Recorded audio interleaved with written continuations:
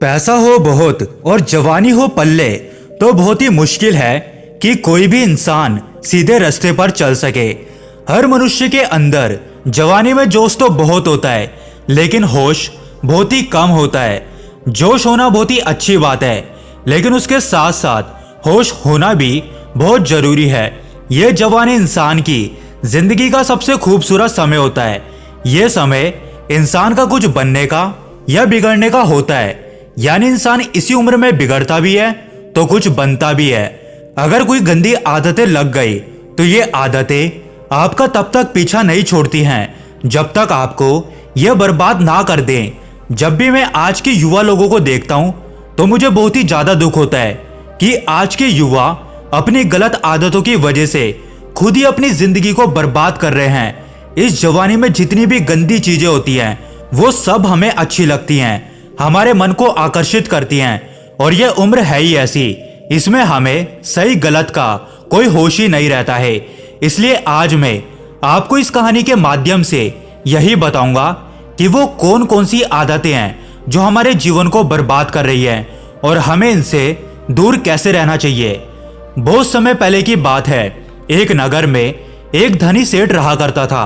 उसके पास सारी सुख सुविधाएं थी, खूब धन दौलत थी, खूब ऐशो आराम से रहता था वो, और मेहनत भी खूब करता था, जिससे उसकी दिनों दिन तरक्की हो रही थी और उसका व्यवसाय भी दिन ब दिन फल फूल रहा था। उसके जीवन में खुशियां ही खुशियां थी। फिर एक दिन उसे पता चलता है कि उसकी पत्नी गर्भवती है, और यह सुनकर तो सेठ की खुशी का कोई ठिकाना ही नहीं रहता और उसकी खुशियों में चार चांद लग जाते हैं। और फिर 9 महीने के बाद उसकी पत्नी ने एक सुंदर से पुत्र को जन्म दिया। इसके बाद तो सेठ मानो खुशियों के मारे फूले नहीं समा रहा था, वो बहुत खुश था। अब तो उसकी खुशियों का मानो कोई ठिकाना ही नहीं था। उसने अपने पुत्र का खूब अच्छी तरह से पालन किया और उसका नाम गणेश रख दिया। गणेश को सेठ ने किसी भी चीज की कोई कमी नहीं आने दी। समय के साथ साथ गणेश बड़ा होने लगा तो सेठ ने उसे शिक्षा ग्रहण करने के लिए आश्रम में भेज दिया। जब गणेश आश्रम में था तो उसने मन लगाकर शिक्षा ग्रहण की। देखते ही देखते गणेश वहां के सभी शिष्यों में सर्वश्रेष्ठ हो गया और अपने गुरु का चहीता भी बन गया। गणेश की शिक्षा पूर्ण हो गई थी और फिर वो अपने घर लौट आया। घर आने के बाद सेठ ने उसे अपना व्यवसाय थमा दिया, क्योंकि अब गणेश जवान हो चुका था और सेठ चाहता था कि अब उसका पुत्र ही उसके व्यवसाय को चलाए और खुद वो आराम करे। गणेश ने भी अपने पिता के व्यवसाय को संभाल लिया और बहुत अच्छी तरीके से व्यवसाय करने लगा। अब नगर में धीरे धीरे गणेश के कुछ मित्र बन गए, लेकिन जो गणेश के मित्र थे वो इतने अच्छे नहीं थे। पूरे नगर के लोग उनकी बुराइयां करते थे, लेकिन गणेश ने फिर भी उनसे मित्रता रखी। गणेश के पिता ने भी गणेश को बहुत समझाया कि बेटा, ये लड़के अच्छे नहीं है, इन लोगों के साथ मत रहा करो। लेकिन गणेश नहीं माना, और जिन लड़कों के साथ गणेश रहता था उन लड़कों की बहुत ही गंदी आदतें थी। वो लड़के हमेशा ही अश्लील बातें किया करते थे, शराब पीते थे, जुआ खेलते थे। जब भी वो सभी लड़के एक साथ होते थे और उन्हें नगर की कोई लड़की दिख जाती तो वो उसे देखकर उसके बारे में बोलना शुरू कर देते और कहते कि अरे मित्रों, देखो देखो उस लड़की को, उसकी अदाएं देखो, उसकी अदाएं तो ऐसी हैं कि हमें मार ही डाले। उसकी कमर कितनी पतली है और उसके काले काले बाल उसकी कमर पर कैसे लहरा रहे हैं, उसकी हिरनी जैसी चाल, उसकी कजरारी आंखें, ये तो हमें मार ही डालेगी। और फिर वो सभी मित्र मिलकर ऐसी ही बातें किया करते थे और सभी को ऐसी बातें करना और सुनना बहुत ही अच्छा लगता था। धीरे धीरे गणेश को भी ऐसी बातें सुनना बहुत ही अच्छा लगने लग गया। अब उसका मन हमेशा ही अपने दोस्तों से मिलने का करने लगा और अब उसके मन में हमेशा ही अश्लील बातें चलती रहती।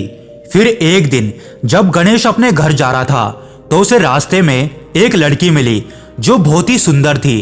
फिर धीरे धीरे गणेश उस लड़की से प्रेम करने लग गया और वो लड़की भी गणेश से प्रेम करने लग गई। गणेश उस लड़की के प्रेम में इतना पागल हो गया था कि ना तो वो ठीक से खाना खाता था, ना ठीक से सो पाता था और हमेशा ही उसके ख्यालों में खोया रहता। फिर ऐसे करते करते कुछ दिन बीत गए। सब कुछ बहुत अच्छे से चल रहा था। लेकिन फिर एक दिन गणेश और उस लड़की के बीच में किसी बात को लेकर झगड़ा हो गया, जिससे वो लड़की गणेश को छोड़कर चली गई। गणेश ने उस लड़की को समझाने की, उसे मनाने की बहुत कोशिश करी, लेकिन उसकी सारी कोशिशें नाकाम रही। इसके बाद गणेश पूरी तरह से टूट गया था और उसे लड़की की बहुत याद आ रही थी।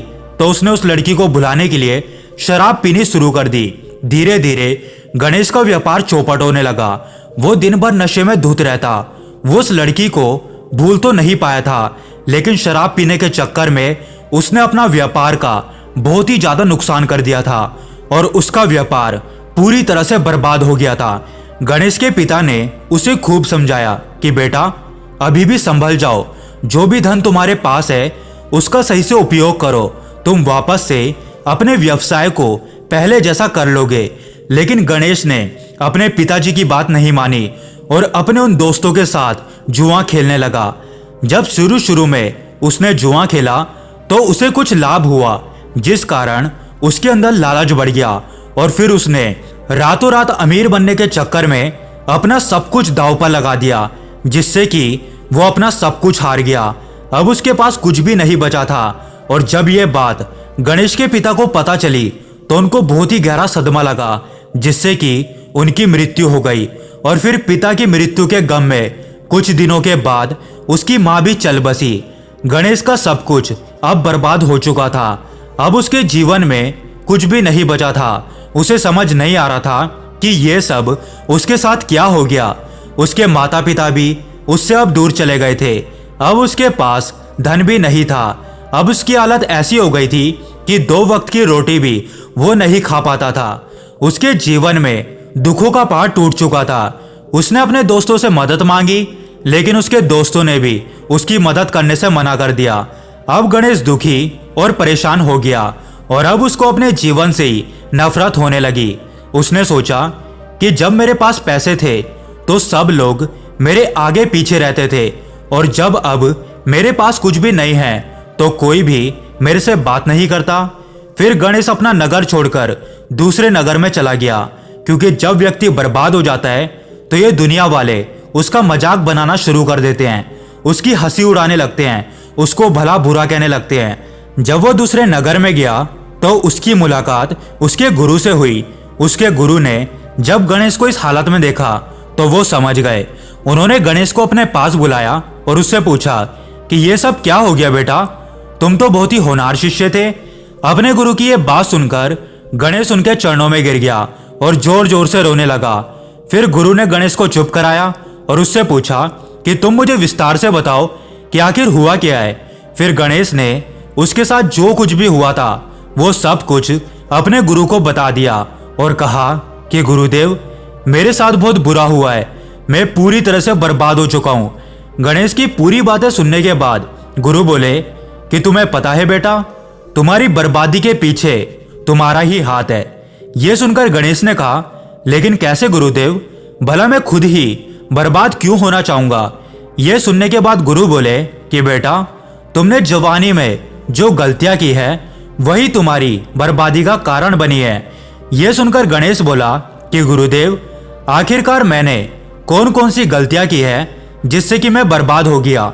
यह सुनकर गुरु कहते हैं कि बेटा, जवानी में भूल कर भी ये 3 गलतियां कभी मत करना, जिसमें से पहली गलती है कि जितना हो सके उतना अश्लील बातों को सुनने और देखने से बचें, क्योंकि ऐसी बातें हमारे जीवन को बर्बाद कर देती है। लोग कहते हैं कि एक बार सुनने या देखने से क्या हो जाएगा, लेकिन आपको पता नहीं है कि जो चीजें आप एक बार देख लेते हैं वो आपके अवचेतन मन में वैसे के वैसे ही छप जाती है और फिर उसको वहां से निकाल पाना बहुत ही मुश्किल हो जाता है। आप किसी भी चीज को आसानी से अपने मन में डाल तो सकते हैं, लेकिन उसको वहां से निकाल पाना बहुत ही मुश्किल हो जाता है। और जब आप किसी चीज को देखते हैं और सुनते हैं तो आपका मन उन चीजों को फिर बार बार देखना चाहता है, बार बार सुनना चाहता है, और फिर यही अश्लील बातें दिन भर हमारे मन में चलती रहती है और आपको बेचैन करती रहती है, और फिर यही चीजें आपकी आदत बन जाती है और फिर यही आदतें आपको बर्बाद कर देती है। इसलिए ऐसी चीजें देखने और सुनने से आप हमेशा दूर रहिए, जो आपके चरित्र को ही नष्ट कर दे, जो आपकी सारी शक्ति को ही नष्ट कर दे। फिर गुरु कहते हैं कि दूसरी गलती है किसी से प्रेम करना। मैं ये नहीं कहता कि किसी से प्रेम करना गलत बात है, लेकिन जो उम्र तुम्हारी कुछ बनने की होती है, उस उम्र में तुम प्रेम कर बैठते हो और फिर लैला मजनू बनकर इधर उधर घूमते रहते हो। और फिर जब कुछ हो जाता है तो सभी को बोलते फिरते हो कि उसने मुझे धोखा दे दिया, मेरे साथ उसने गलत कर दिया, उसने मुझे छोड़ दिया, अब मैं उसके बिना जी नहीं सकता, मैं उसकी यादों को भुला नहीं पा रहा हूं। जबकि बेटा, यह जो तुम्हारी उम्र है, ये इन सब बातों में उलझने की नहीं है। अभी तुम्हारी उम्र कुछ बनने की है, अपने जीवन को सुंदर बनाने की है। जब आपकी उम्र रिश्तों को निभाने की हो जाए तब बना लेना रिश्ते। अभी आप खुद को तो संभाल नहीं पा रहे हो, तो फिर अपने रिश्तों को कहां से संभालोगे? आपका बचपना अभी अभी तो गया ही है और तुम हो कि अभी से लैला मजनू बनने लगे।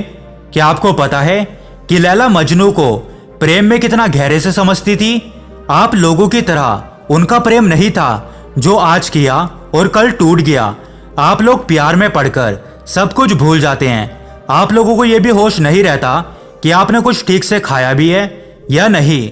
आपका किसी भी काम में मन नहीं लगता और फिर इस भरी जवानी में आप लोग दुखी रहते हैं। जिस उम्र में उत्साह, खुशी और शक्ति भरपूर होती है, उस उम्र में वो सारी ऊर्जा तुम प्रेम में गवा देते हो। अगर आपको किसी इंसान से जुड़ना है तो उससे पहले आप अपने जीवन में कुछ बन जाओ, कुछ बड़ा काम कर लो, कुछ ऐसा करो जिससे आपके परिवार के सभी लोग आप पर गर्व महसूस करें, आपके माता पिता को आपके ऊपर नाज हो। और जब आप अपनी जिंदगी में कुछ बन जाओ तो रिश्ते तो अपने आप ही बन जाएंगे। प्रेम में पड़कर बहुत से लोगों ने अपने घर परिवार बर्बाद कर लिए, क्योंकि ये आकर्षण बहुत ही बुरी चीज है। इसका मोह बहुत ही बुरा है। जो भी इस मोह में पड़ जाता है वो बर्बाद होता ही है, क्योंकि शुरू शुरू में तो यह हमें बहुत ही अच्छा लगता है। हमें प्रेम के अलावा कुछ भी नहीं दिखता है और आप किसी भी चीज पर ध्यान नहीं दे पाते हैं। आपका जो लक्ष्य होता है आप उससे भी भटक जाते हैं। आप सभी जानते हैं कि इस प्रेम के चक्कर में बड़े बड़े राजा महाराजाओं ने भी बहुत युद्ध किए हैं और अपना सब कुछ गवा बैठे हैं। यहाँ तक कि रावण का अंत भी एक महिला के चक्कर में ही हुआ था। अगर हमें प्रेम मिल जाता है तो सही है, अगर नहीं मिलता है तो वही प्रेम फिर हमारी जिंदगी बर्बाद कर देता है। फिर गुरु शिष्य से तीसरी बात बताते हैं कि आप किसी भी तरह के नशे से अपने आप को दूर रखें। नशा चाहे छोटा हो या फिर बड़ा, अगर वो आपकी आदत बन गया तो आपकी जिंदगी को बर्बाद करके ही छोड़ेगा। फिर चाहे वो शराब का हो या फिर जुआ खेलने की लत हो या फिर तंबाकू चबाना हो या फिर किसी भी तरह का नशा हो सकता है। जवानी की उम्र में आप किसी भी तरह के नशे में फंस जाते हैं और फिर उस गंदगी से बाहर निकलना बहुत ही मुश्किल हो जाता है। आदत लगाना तो बहुत ही आसान होता है, लेकिन उस आदत को छोड़ना बहुत ही ज्यादा मुश्किल हो जाता है। इसलिए आप ऐसी संगति में रहो ही मत जहां पर लोग नशा करते हो। आप उनसे दूर रहें और ऐसे लोगों के साथ रहें जो जीवन में कुछ बनना चाहते हैं, जो लोग नशे में डूबे हुए नहीं रहते। आपकी भलाई इसी में है कि आप उन लोगों से दूर रहें जो कि नशे के चक्कर में फंसे हुए हैं, क्योंकि नशा जो होता है ना, ये उस दिमाग की तरह होता है जो आपको अंदर ही अंदर खोखला करता रहता है। इसके बाद गुरु गणेश से कहते हैं कि बेटा, बनना या फिर बिगड़ना सब कुछ आपके हाथों में होता है। अपनी बर्बादी का किसी और को जिम्मेदार कभी भी मत ठहराना। आज तुम्हें ये मेरी बातें बुरी लग रही होंगी तो अच्छी बात है, तुम्हें बुरी लगनी भी चाहिए, क्योंकि तभी तुम्हारी जिंदगी में कुछ बदलाव आएगा। आज मुझे तुम्हारी ये हालत देखकर बहुत ही दुख हो रहा है। इस उम्र में तुम्हारे पिताजी ने बहुत नाम कमाया था और आज उसी उम्र में तुम्हारी जिंदगी में दुख है। एक बात हमेशा याद रखना बेटा, कि यह समय तुम्हारे जीवन का बहुत ही कीमती समय है। इसमें आप निखर भी सकते हैं और बिखर भी सकते हैं, और इसी उम्र में आप जो भी चाहें वो कर सकते हैं। इसलिए जवानी में इन आदतों से हमेशा दूर रहना।